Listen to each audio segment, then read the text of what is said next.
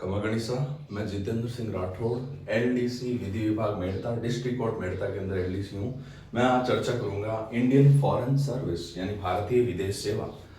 यहाँ पर मैं आप क्लियर कर देना चाहता हूँ कि ये बहुत ज़्यादा वर्षों पहले की बात नहीं है जब आईएएस यानी कलेक्टर को एक राजा की तरह देखा जाता था और आईएएस की नौकरी को एक राजाशाही नौकरी के रूप में देखा जाता था।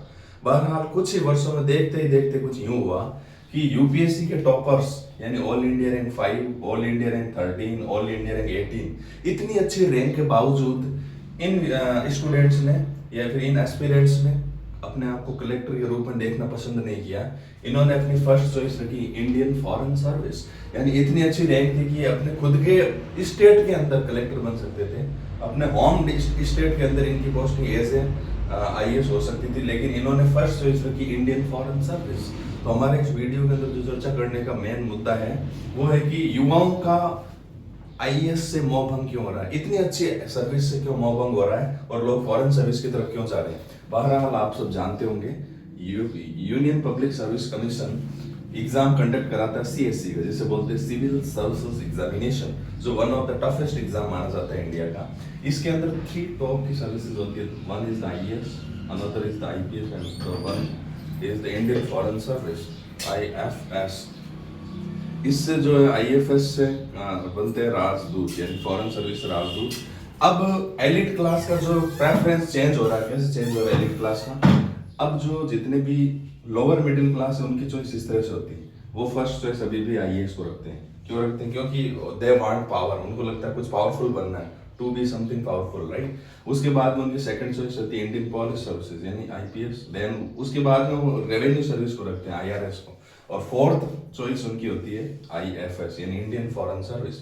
यानी जो लोअर मिडिल क्लास है उनकी फोर्थ चॉइस क्या होती है? आईएफएस। और जो एलिट क्लास है, मिडिल क्लास भी मान सकते हैं अभी तो, एलिट क्लास या फिर मिडिल क्लास, उनकी फर्स्ट चॉइस आजकल क्या होने लग गई है? आईएफएस। क्यों? क्योंकि फॉरेन सर्विस की जो सैलरी होती है वो इंडियन एडमिनिस्ट्रेटिव सर्विस या इंडियन पुलिस सर्विसेज कितनी होती है? मल्टीप्लाई बाई 3 मान सकते हैं। क्यों?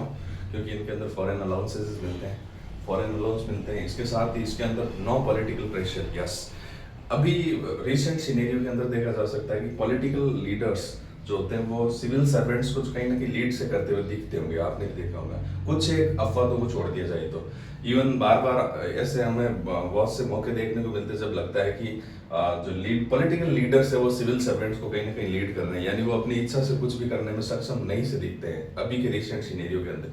चाहे वो मैं सीनियर लेवल पर बात कर रहा हूँ, सेक्रेटरी यानी आईएएस का जो एक्सट्रीम पॉइंट होता है, सेक्रेटरी लेवल पर भी जो पॉलिटिकल लीडर्स के प्रेशर के अंदर वर्क करते से नजर आते हैं, यानी इंडिपेंडेंट चार्ज उनको नहीं मिल पाता है। इसलिए अब जो है युवा जो है अब फॉरेन सर्विस की तरफ जा रहे हैं।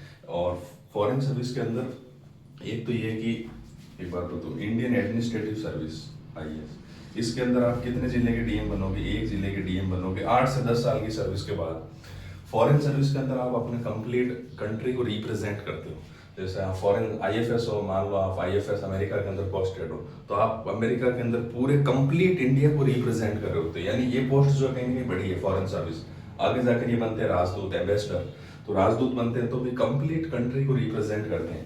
आईएएस के अंदर जब आप चीफ सेक्रेटरी बनते हो तब कंप्लीट कंट्री को रिप्रेजेंट करते हो। लेकिन फॉरेन सर्विस के अंदर जो है शुरू से ही जो पूरे देश का आप प्रतिनिधित्व कर रहे हो। और अभी देख रहे हो रिसेंट सिनेरियो के अंदर एस जयशंकर हमारे सबके सामने एक एग्जांपल है, जो पावरफुल आईएफएस यानी इंडियन फॉरेन सर्विस से रिटायर है, वो बने भारत के विदेश मंत्री एस जयशंकर, जिनको आप सब जानते होंगे।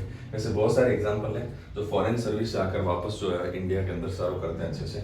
तो अभी युवाओं की फर्स्ट चॉइस इधर ट्रेंड हो रही है धीरे धीरे, यानी जो पावर पॉलिटिक्स है वो धीरे धीरे पावर की शक्ति की जो चाह है वो धीरे धीरे कहीं ना कहीं खत्म हो रही है। यानी लोग सिलेक्ट होकर भी, स्टूडेंट्स अच्छी रैंक से सिलेक्ट होकर भी कलेक्टर नहीं बनना चाह रहे, आईएएस नहीं बनना चाह रहे, बिकॉज दे वांट सुकून and no political pressure plus good salary plus adventurous life in the foreign service.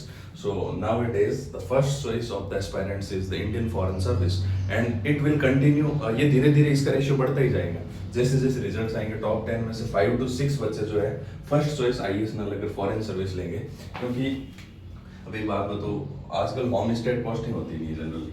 जैसे मान लो कि किसी की रैंक 5 भी आ जाए तो अभी उसको राजस्थान नहीं मिलता जनरली, अभी राजस्थान की ये ऐसी हालात ये है कि अगर ऑल इंडियन इन 5 भी लेके आ जाए तो भी उसको यूपी या एमपी के अंदर सर्व करना पड़ेगा एज ए सर्विस, और कंप्लीट लाइफ टाइम तक वो वहीं पर रहता है। तो आजकल से एमपी जॉब और फॉरेन जॉब बात है कि अभी क्यों ग्लोबलाइजेशन हो गया है पूरा, तो आप बच्चे ये चाहते हैं, एक्सपीरियंस ये समझते हैं सब कि अब एमपी या यूपी के अंदर एज आईएएस सर्व करो या फिर अपने फॉरेन के अंदर चले जाओ, क्योंकि अब ग्लोबलाइज्ड है। वही 7-8 घंटे हम 10 घंटे हम फॉरेन से यहाँ आ जाएंगे और वही एमपी से यहाँ आने में लगेंगे। दूसरी चीज साथ में मिलेगा सुकून plus no political pressure. So in this video we have discussed about the Indian foreign service यानी राजदूत। थैंक्स।